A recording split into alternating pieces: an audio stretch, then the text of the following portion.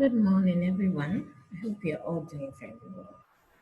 So, once again, we meet again. In today's lesson, I'll be sharing my screen with you. We'll run through some international visual artists and some of the titles of their works, their techniques, and materials they use to produce those works. So, I'll share my screen with you in a bit.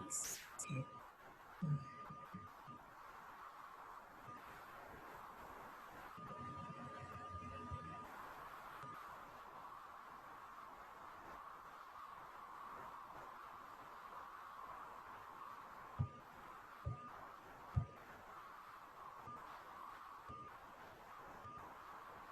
Okay. So we are looking at thinking and exploring ideas under visual arts. And under that, as I've told you already, we are looking at some international visual artists. Last week, I gave you some notes on a list of international visual artists.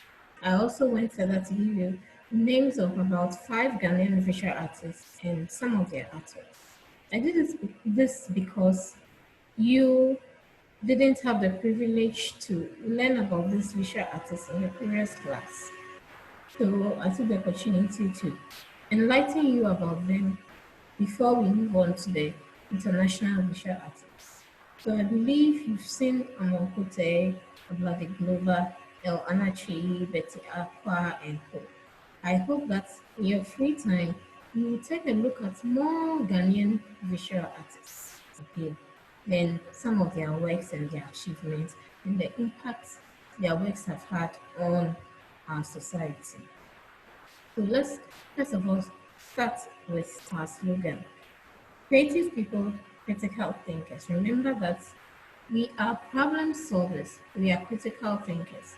At every point, we should be ready to come up with solutions. Okay. In our previous year in Basic 5, we reviewed some African visual artists. This year, our focus will be on international visual artists.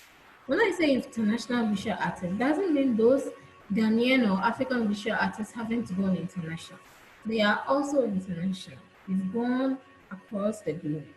But I'm talking about those who are not in our domain, those who are not in Africa or Ghana. So those who are outside Africa, we want to also know about those visual artists. Okay. So we will take a look at some international visual artists. What is our first objective? Our objective for today is simple: to identify international visual artists and their works. So today we will throw light on one international visual artist and his work and the technique he used. Then in our previous lesson, we continue to pick them one by one. So we know more about these visual artists. Okay. So let me walk you through the keywords for today. Our first keyword is art. Art. The expression of feelings and ideas. Okay. Then we have painting. The technique of applying paint or pigment to a surface. We have sculpture. The art of making two or three-dimensional objects by carving, casting, or modeling. Drawing is the art of representing an object or outline of a figure plan using lines. Printmaking is the art of creating artworks or designs from specially prepared plate or blocks. Then we have influential. It's having great influence or effect on someone or something. Okay, so let's move on straight. What is art? Art can be a record of human experience over the years. Okay, so in every artist's work, you can see their art telling their story. Every artist has his or her own style. Now, their style tells the story about the kind of art that they are trying to express. It tells a story about the message they are trying to send across to their audience. Okay, and let me let you know this. Artworks live years and years after the artists have passed. So our first artist that we're going to look at today, you realize that he's passed for centuries, but we are looking at his artwork because they still have made an impact in the art, in the world of arts. Okay, in the world as a whole. So up to now, we are still talking about them because they made great artworks. Okay, so let me allow you to go through the visual artists, the international visual artists. So we have the Leonardo da Vinci, he made the Mona Lisa smile. Michelangelo, the fighter, Pablo Picasso, the old guitarist, Vincent van Gogh, Starry Night, Karaoke Gone, Rebecca Horn, Moon of Aran, and Raw, Shot Marilyn, Claude Monet, The Water Lily, Jackson Pollock, Moon Woman, then Yayoi Kusama, Dot Obsession. Let me give you a key point. This last visual artist, who is Yayoi Kusama, is actually said to be a mentally ill visual artist. So she lives in a mental house, like a house for people who are mentally insane. Okay, that's where she lives. But she's allowed time to come out to come and do her artworks. Okay, so art is an expression of feeling. So no matter who you are, where you are, you can express your feelings through art. So you see how beautiful art can be. So our first artist we are looking at is Leonardo da Vinci, and we have a portrait of Leonardo da Vinci. So anywhere you see this portrait, you should be able to identify him as Leonardo da Vinci. So Leonardo da Vinci is an Italian painter whose artwork was in the Renaissance period, who is considered one of the greatest painters of all time. He was born on April 15, 1452 in Ancona, Italy. He was a man of many talents. The Mona Lisa is the most famous of Leonardo's artworks and the most famous portrait ever made to date. I mean, the most famous. Anyone you ask about Mona Lisa will be able to tell you something about a woman, yeah. But so his artwork remains one of the most famous of all times. Okay, surpasses most artworks in the world till date. And I've told you that Leonardo died centuries and centuries ago, but his artwork still remains.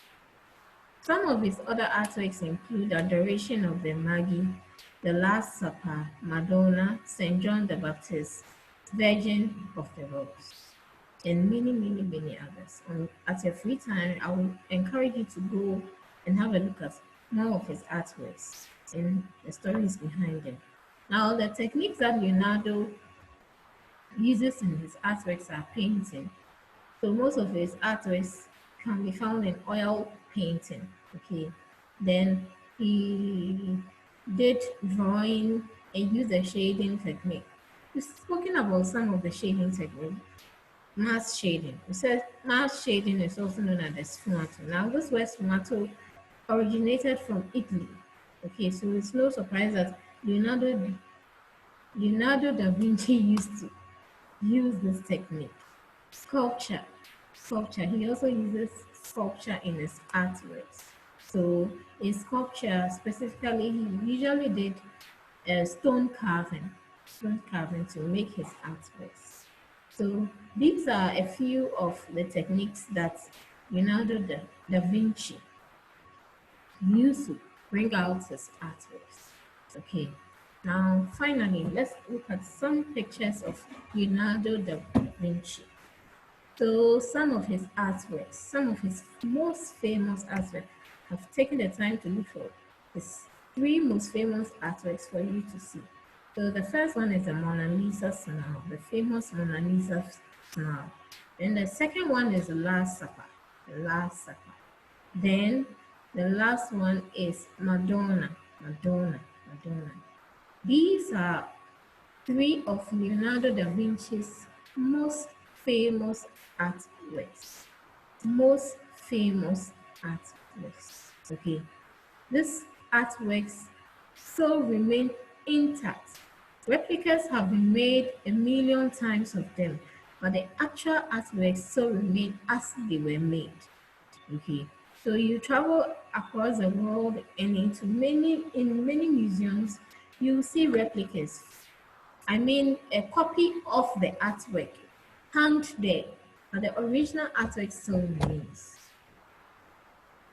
Finally, let's look at what are we taking home today? What have we learned in today's lesson? Today we have learned about some international visual artists whose artworks can be seen in galleries across the world, and the titles of some of their well-known artworks. The name of 10 visual artists and the title of their famous works. History of Leonardo da Vinci and 3 of his works. Now what I want you to do is to go read about 3 of these international visual artists that have been listed. So I've told you about Leonardo already, so you don't need to catch up on Leonardo again. So look at 3 other visual artists that you want to pick.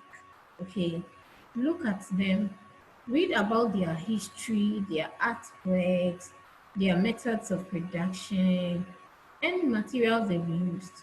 Okay, and any other thing that you think you can add to it, you can write it down. In our next discussion or our next meeting, that will be our Zoom meeting next week. We will talk briefly about those artists and their artworks. Okay. Thank you very much. Have a wonderful week and stay blessed. Bye bye.